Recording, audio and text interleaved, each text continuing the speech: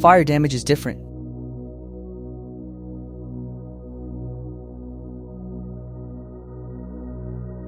Water corrodes. Fire destroys structure. This iPhone 15 Pro Max was pulled from a burned environment. Extreme heat exposure, ash, soot, carbon residue everywhere. Apple won't repair this. Most technicians won't even attempt it. And right now, the phone itself doesn't matter. Because if the heat reached one specific place inside this device, everything stored on it is gone forever. Photos, messages, documents, memories. The only question that matters is this: did the data survive the fire? Fire doesn't just burn what you can see. Heat travels. It warps solder. It fractures connections. It weakens components long after the flames are gone. This phone won't turn on. The battery is heat stressed. The frame is distorted. The logic board is coated in burned residue. And that residue isn't just dirt, it's conductive.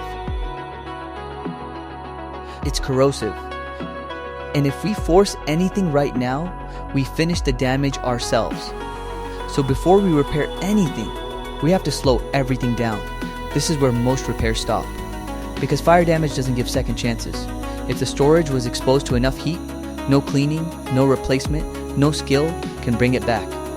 We won't know until we go further. And once we do, there's no undo. Okay, I'm placing the logic board into the restoration solution now. Watch this closely. At first, nothing dramatic happens. That's normal. But after about 30 seconds, you'll see the liquid start to darken. That color change matters. That's burned residue releasing from the surface. This isn't cleaning yet. This is softening damage so it can be removed without force. Now we wait. This part isn't fast. 7 minutes. No shortcuts.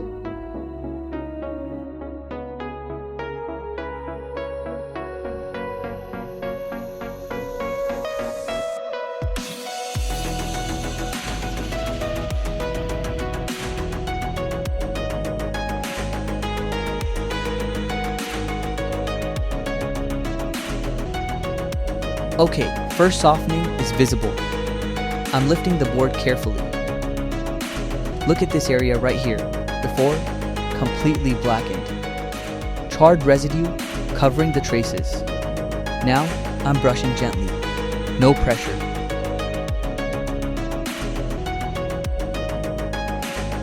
See that? It's coming away. If I push harder, I tear traces.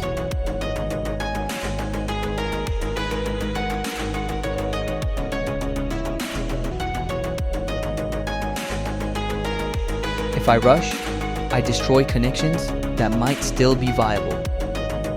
Back into the solution for another minute. Better. More residue releasing. More copper becoming visible. This is what precision restoration looks like. Slow, controlled, intentional. Look at the board before we started. Charred, opaque, completely unreadable. Now look at it. Traces are visible. Here's the decision. Most technicians would replace everything in hope. New battery, new board, new everything.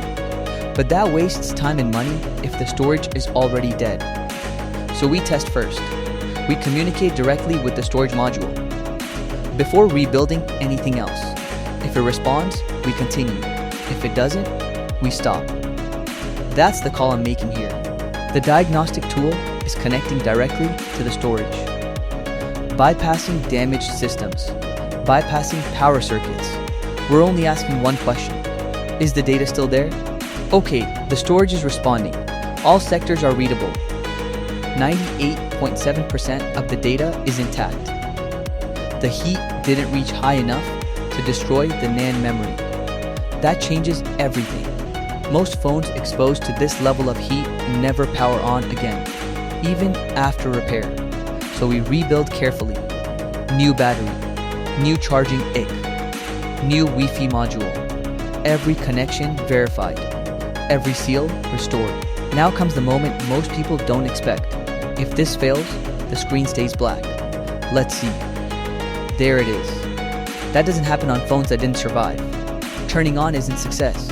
Verification is.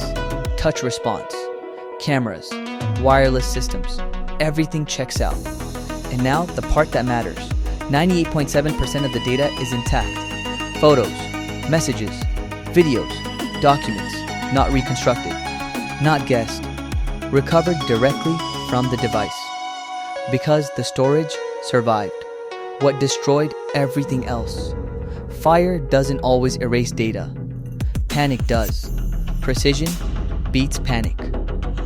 Every time.